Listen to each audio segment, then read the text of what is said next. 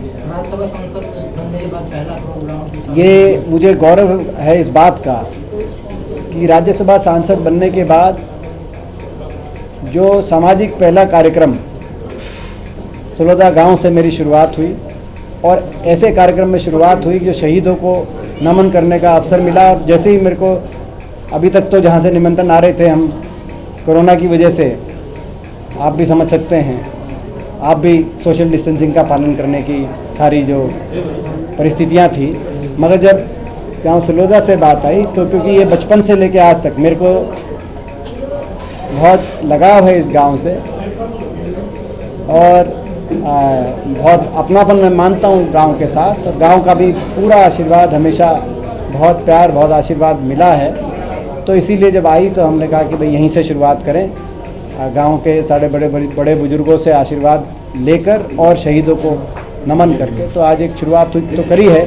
मगर आगे मैं ये नहीं कहना चाहता इस माध्यम से कि अब सारे सावधानियां छोड़ के और हम सारे प्रोग्राम करने लगें, कहीं कोई इस बात को इस रूप में ले जाए। अभी सावधानियां तो बरतने का भी असली समय तो अभी आया है, क्योंकि अभी तक कोरोना हमारे इलाकों के अंदर आज तक भी नहीं है उतना, मगर अब जैसे जैसे समय आएगा, बढ़ रहा है जैसे कोरोना हर रोज़, तो अभी सावधानियां बरतने का समय ख़त्म नहीं हुआ है। तो इसीलिए मैं सबसे ये भी आज अवश्य कहना चाहता हूँ कि सारी सावधानियां बरतें। मैं स्वयं कोशिश कर रहा हूँ कि सैनिटाइज़र वो देखो लेके खड़ा है सत्यवान भाई तो ये आप सबसे भी मैं यही वो कहना चाहता हूँ। सर, ओम प्रकाश धनखड़ को लेकर क्या कोई खास रणनीति पार्टी की रहेगी, क्योंकि बादली सीट को बरकरार रखना कांग्रेस पार्टी के लिए बेहद जरूरी हो जाता है, ऐसे में कोई खास रणनीति क्या रहेगी? ये पार्टी का उनका अंदरूनी निर्णय है। इन निर्णयों से मैं समझता हूँ कि उनका इस पर कोई कमेंट करूँ, कोई ऐसी बात नहीं है। जहाँ तक प्रदेश अध्यक्ष की बात है, पिछली बार सुभाष बराला उनके प्रदेश अध्यक्ष थे, वो हरियाणा में दूसरी सबसे बड़ी हार हुई। पहली सबसे बड़ी हार भाजपा की कलोई हलके में हुई, दूसरी सबसे बड़ी हार उनकी टोहाना में हुई, वो प्रदेश अध्यक्ष थे। और जहाँ तक लोगों के काम करने की बात है, तो जिनके मंत्री थे 12 में से 10 मंत्रियों को लोगों ने विधानसभा के दरवाजे दोबारा पहुंचने नहीं दिया।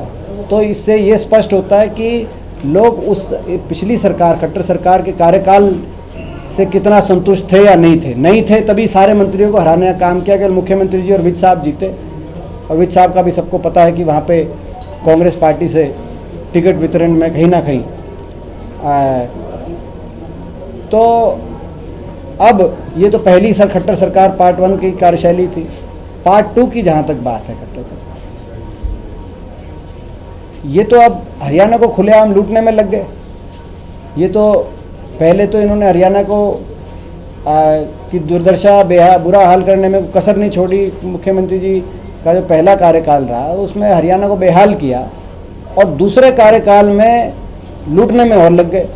पहली सरकार जब इंसानियत, सारे दुनिया की सरकारें, देश की सरकार कोरोना से लड़ाई लड़ रही थी, उस समय खट्टर सरकार शराब घोटाले के माध्यम से, सबको पता है कौन शामिल है उसमें, बड़े पैमाने पे शराब घोटाले के माध्यम से हरियाणा की जनता को लूटने में लगे हुए थे। और रजिस्ट्री घोटाले के माध्यम से, वो भी सबको पता है कौन शामिल है।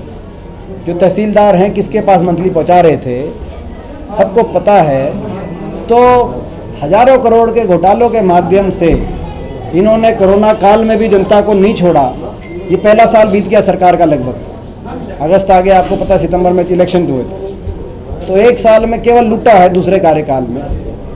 और ये दुख है हमें इस बात का कि हरियाणा के लोगों को मैं समझता हूँ बेहतर सरकार की आवश्यकता है, जो हरियाणा को विकास की तरफ, उज्जवल भविष्य की तरफ, खुशहाली की तरफ आपसी भाईचारे के साथ लेके जाए। हरियाणा पूरे देश का उदाहरण बन सकता था, ऐसा हरियाणा में पोटेंशियल है, मगर दुर्भाग्य है कि खट्टर सरकार पार्ट 2 पहली सरकार से भी, पार्ट 1 से भी जो है कुछ ना कुछ और ज़्यादा विफल दिखाई दे रही है। सर, बड़ौदा आपका है, बड़ौदा की जनता आपकी, ऐसा आप लोग कहते हो, तो बड़ौदा की जीत भी आपकी होगी, तो बड़ौदा की हार भी आपकी होगी। भूपेंद्र हुड्डा क्या टिप्पणी करेंगे? क्योंकि ये बयान आया था भाजपा के प्रदेश अध्यक्ष का बयान आया था शायद, तो जहाँ तक बड़ौदा विधानसभा क्षेत्र की बात है, मुझे विश्वास है वहाँ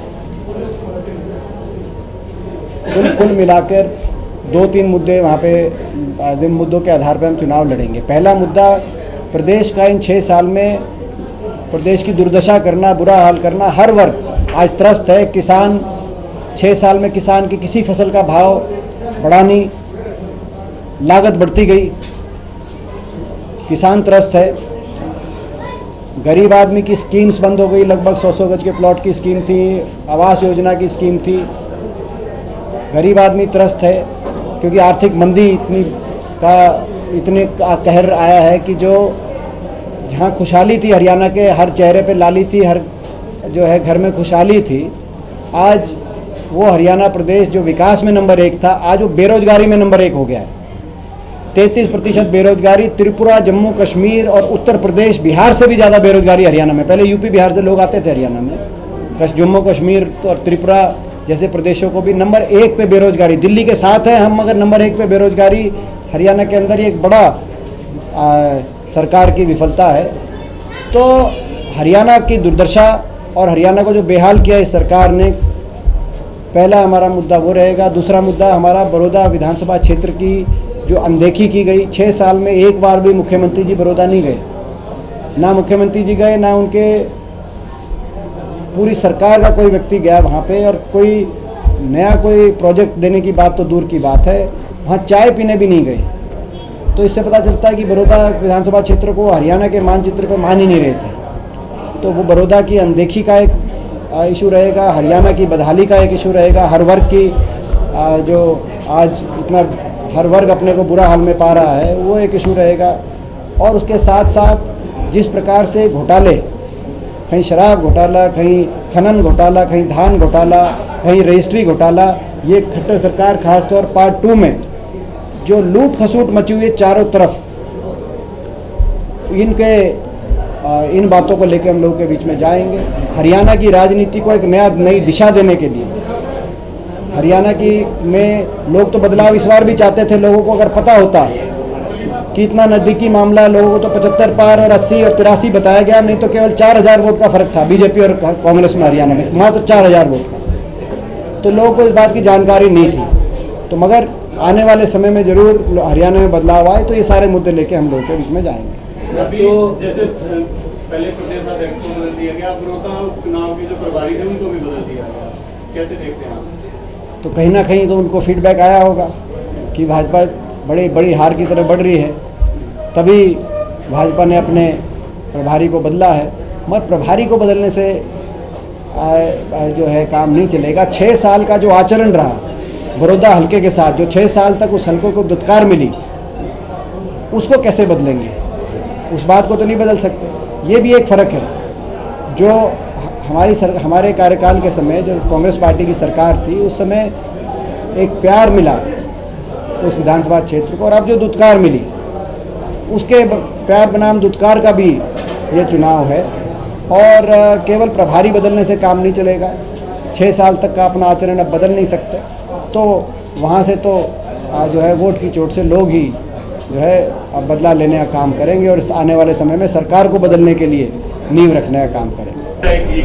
ये आखिरी करने का एक महत्वपूर्ण सवाल आपसे, दुष्यंत का बीजेपी के साथ मर्ज हो जाना, इनेलो का प्रदेश अध्यक्ष इस एरिया में देना, बीजेपी का प्रदेश अध्यक्ष इस एरिया में देना, इनेलो को ग्रो होना चाहे बेशक से थोड़ा ग्रो होना, भाजपा इस बात को समझती है। सारी कोशिशें आप लोगों को रोकने के लिए ही भाजपा पूरी रणनीति बना रही है। इससे कैसे निकलेंगे? क्योंकि सारा ही जो रणनीति है वो चौधरी भूपेंद्र सिंह हुड्डा को किस तरह रोका जाए, उसके लिए हो रही है सारी जो है। तो मैं समझता हूँ ये तो जो है सबके, मैं इसमें एक ही 2 वाक्य कह के आपकी बात का जवाब देता हूँ। इनेलो हो, भाजपा हो या जजपा हो, सबके निशाने पे हैं हम।